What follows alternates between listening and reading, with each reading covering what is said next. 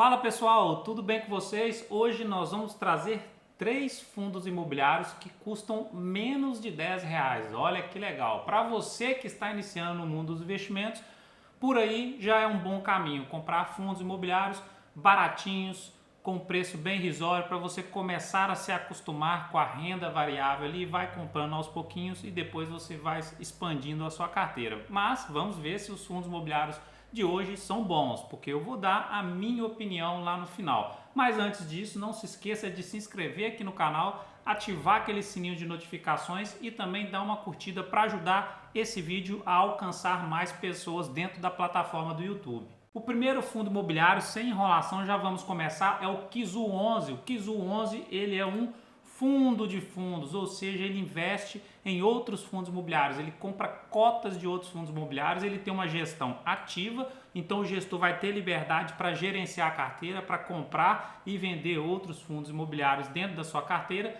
e o valor atual da sua cota R$ 8,35, o seu PVP, preço sobre valor patrimonial 0,90, então está com 10% de desconto, e ele está com dividend yield de 10,18% nos últimos 12 meses e uma valorização de 9,29% nos últimos 12 meses. Uma curiosidade dos FOFs é a seguinte: os FOFs possuem beta maior do que 1. E o que significa isso? É uma medida de volatilidade, é uma medida de risco. Então, quando o IFIX, por exemplo, valoriza 1%, significa que os FOFs normalmente valorizam mais do que 1%, mas também quando o IFIX cai também, por exemplo, 1%, os FOFs costumam cair mais do que o benchmark, que no nosso caso aqui é o IFIX. Então, é uma estratégia você colocar FOFs dentro da sua carteira no momento que o mercado começa a reagir aí, tá ok? E aí os FOFs eles se desempenham melhor do que a média do mercado.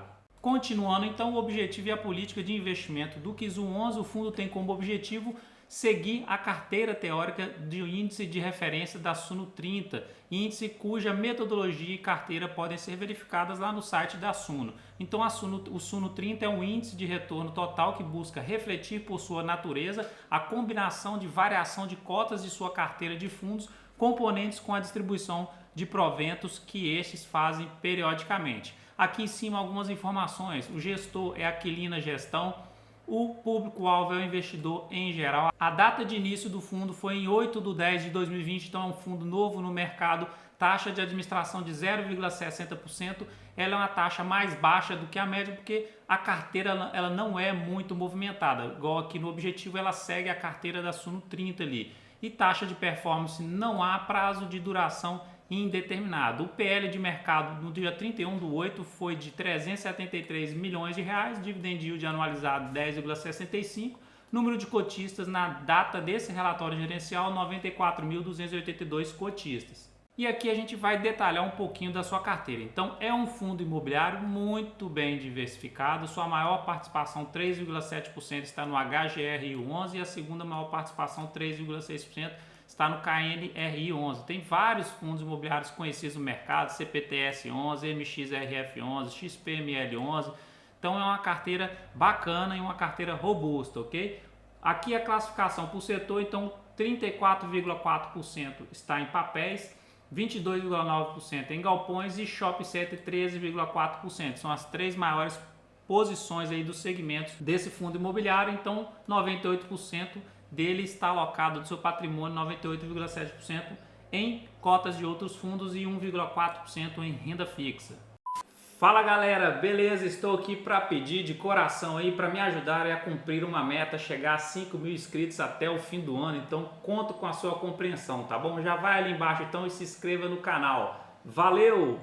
Já o segundo fundo que a gente estuda aqui hoje, VGHF11, fundo misto, ou seja, ele investe em diversas classes de ativos, em papéis, em galpões logísticos, em fundos de tijolos, né, na verdade, em vários outros segmentos. Então esse aqui é uma carteira mista que ele possui gestão ativa também, investidores em geral é o público-alvo. Valor da sua cota também bem tranquilo, R$ 9,39, e é um fundo que está sendo negociado dentro do seu valor justo, 1,01 é o seu PVP, dividend yield extremamente atrativo de 17,13%, um ótimo dividend yield e uma desvalorização de 4,09% nos últimos 12 meses. Objetivos do fundo. O fundo tem como objetivo o investimento em ativos-alvo, ações imobiliárias, debêntures imobiliárias, participações em SPE imobiliária, cotas de FIP imobiliário, cotas de FIA imobiliário, CEPAC, cotas de fundos imobiliários, CRIs, cotas de FDIC, que é o Fundo de Investimento de Direito Creditório, letras hipotecárias, letras de crédito imobiliário, letras imobiliárias garantidas,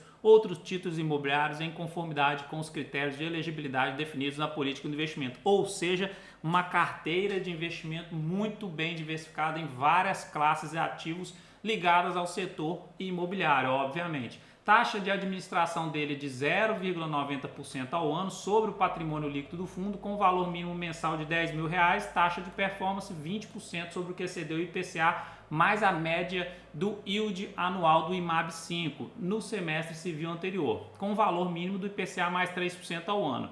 Aqui embaixo outras informações, a gestora valora a gestão de investimentos, a administração Banco Deicoval, escriturador também é o Banco Deicoval. Detalhando um pouco mais da sua carteira, 32 CRIs que ele possui dentro da carteira, 26 fundos imobiliários, 5 SPE, 6 ações e 6 FDIC. Então a carteira é bem diversificada e aqui a alocação por ativo alvo, 61,1% estão em CRIs, 6,2% em FDICs, 24,1% em outros fundos imobiliários. Aqui a gente tem uma pequena participação de ações e 2,2% em SPE, caixa praticamente nada.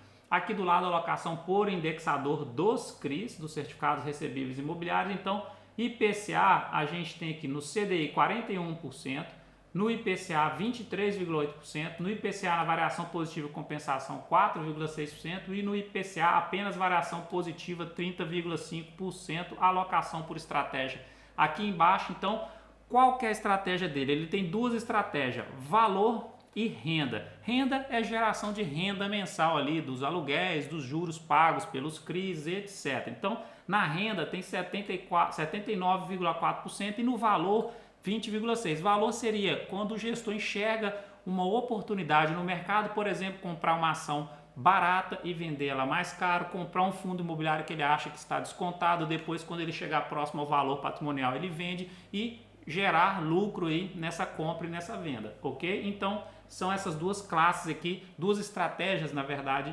que busca a gestora desse fundo.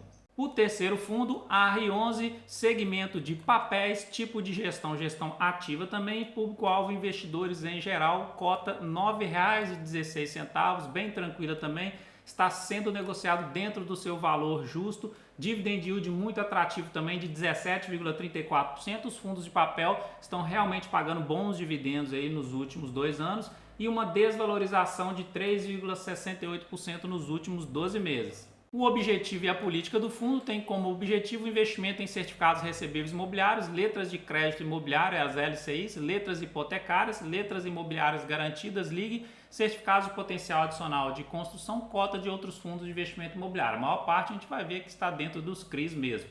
Aqui do lado o administrador Oliveira Trust, gestor Open Capital, início do fundo outubro de 2019, também é um fundo recente no mercado, taxa de administração 0,14, taxa de gestão 0,50, taxa de consultoria imobiliária 0,40, totalizando então 1,04% ao ano e taxa de performance 15% que excedeu o IPCA mais 2% ao ano. Detalhando a carteira do fundo, então ele possui 22 CRIs dentro da sua carteira e 4 fundos imobiliários, uma carteira bem diversificada também. Até agora os 3 fundos imobiliários possuem carteiras bem diversificadas, então tá bem tranquilo aí. Então 94% da carteira está em CRIs, caixa tem 1,53% e outros fundos imobiliários 4,26%. Aqui do lado a gente olha informação importante, então a característica da carteira dos CRIs que compõem a carteira do fundo, High Yield, aquele CRI que ele vai te gerar mais retorno, vai pagar um prêmio maior para você, mas também o risco do CRI ele é maior, então 82,8%, por isso que está com dividend yield alto, então a maior parte da carteira são High Yield, depois High Grade, que são os mais seguros aí, 1,83% e Mid Grade 9,58%.